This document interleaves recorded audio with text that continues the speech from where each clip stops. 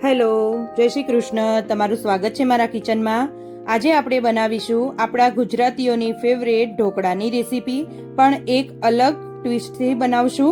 એ છે ઇટાલિયન પાલક ચીઝ ઢોકળા. તો ચાલો હવે આપણે બનાવવાનું ચાલુ કરીશું. તે ખૂબ જ સરસ એવા ટેસ્ટી લાગશે. તો તેના માટે શું જોઈશે તે જોઈ લઈશું. તો તેના માટે 1/4 કપ સોજી લઈશું. 1 કપ એકદમ ઝીણો ચણાનો લોટ લઈશું. આપણે પાલકની પ્યુરી લઈશું. પાલકને પહેલાં બ્લાન્ચ કરી લઈશું અને પછી તેને ક્રશ કરી લઈશું. અડધી ચમચી વાટેલું લસણ અને 1 ચમચી ચીલી ફ્લેક્સ લઈ લઈશું. આપણે ઇટાલિયન વર્ઝન બનાવીએ છીએ. તો ચાલો આપણે બનાવવાનું સ્ટાર્ટ કરીએ. તો ચણાનો લોટ એડ કરી દઈશું. સાથે સોજી એડ કરી દઈશું. તમે ઝીણી મોટી કોઈ પણ લઈ શકો છો. હવે તેમાં આપણે ચીલી ફ્લેક્સ એડ કરીશું અને સાથે આપણે જે વાટેલું લસણ છે તે એડ કરી દઈશું. હવે બધું જ સરસ પહેલાં કોરું જ મિક્સ કરી લઈશું. તમે મારી રેસીપી કઈ સિટી અને કયા સ્ટેટમાંથી જુઓ છો તે જરૂરથી મને કોમેન્ટ કરજો. તો કોઈ નવી રેસીપી શીખવાડવી હોય તો પણ હું તમને શીખવાડી શકું. હવે ટેસ્ટ મુજબ મીઠું એડ કરી અને મિક્સ કરી લઈશું. તમે નવી રેસીપી શીખવા માંગતા હોય તે મને કોમેન્ટમાં જરૂરથી કહેજો. હવે આપણે તેમાં જે પાલકની પ્યુરી બનાવીને રાખી છે તે એડ કરી દઈશું. તો 2 ચમચી પાલકની પ્યુરી એડ કરીશું. તો તમે જોઈ શકો છો કે સરસ એવી પાલકની પ્યુરી જેવી આપણે નાખી અને તેના ઉપર પાણી એડ કર્યું, તરત જ કલર તેનો સરસ એવો ગ્રીન દેખાવા લાગ્યો છે. તો આપણા સ્પિનેચ ઢોકળા ખૂબ સરસ એવા ટેસ્ટી લાગશે. તો બધું જ બેટર બનીને તૈયાર થઈ ગયું છે અને તમે ટેક્સચર પણ જોઈ શકો છો કે આપણે કેવું રાખવું.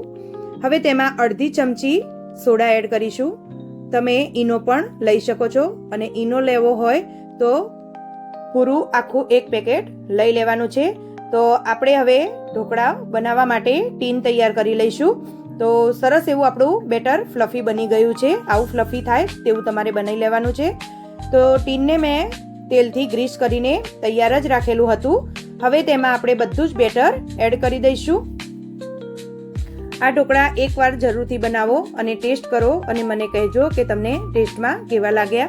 હવે તેને આપણે બનાવવા માટે ઢોકળિયામાં મૂકી દઈશું. તો પહેલાં જ મેં ગરમ કરવા મૂકી દીધેલું હતું અને સરસ એવું પાણી ગરમ થઈ જાય પછી તેમાં આપણે મૂકી દઈશું અને ડાયરેક્ટ 5 મિનિટ પછી જ ખોલીશું.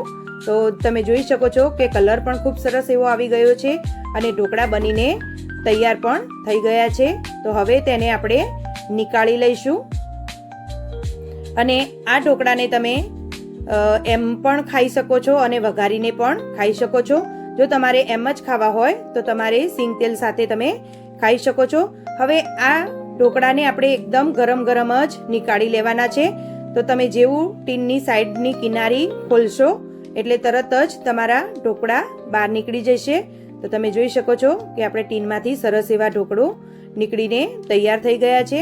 તો હવે તેને આપણે ઇટાલિયન વર્ઝનમાં બનાવવાના છે. તો ઉપરથી આપણે 1 ચીઝનું ક્યુબ છીણી લઈશું અને આખા જ ઢોકળા ઉપર આપણે ચીઝની ક્યુબને છીણી અને સરસ એવી 1 ચીઝની લેયર બનાવી લેવાની છે. તો આ લેયર થઈ ગયા પછી તેમાં આપણે ઉપરથી તમને જે પણ મસાલા ગમે, ચાટ મસાલો કે ઓરિગાનો નાખી શકો છો, પછી ચીલી ફ્લેક્સ નાખી શકો છો. અત્યારે મેં એકલા ચીલી ફ્લેક્સ નાખ્યા છે.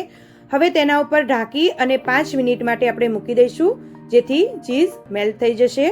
તો 5 મિનિટ પછી તમે જોઈ શકો છો કે ચીઝ થોડું મેલ્ટ થઈ ગયું છે. તો આપણા ઢોકળા ખાવા માટે તૈયાર છે.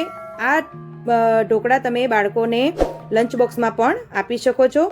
તો તમને આ રેસીપી કેવી લાગી તે જરૂરથી જણાવજો. તો નવી રેસીપી શીખવા માટે મારી ચેનલને સબસ્ક્રાઈબ કરો. બાજુમાં આપેલી બેલ આઇકનને જરૂરથી દબાવજો જેથી તમને મારી નવી રેસીપીની નોટિફિકેશન મળી જાય. એન્જોય.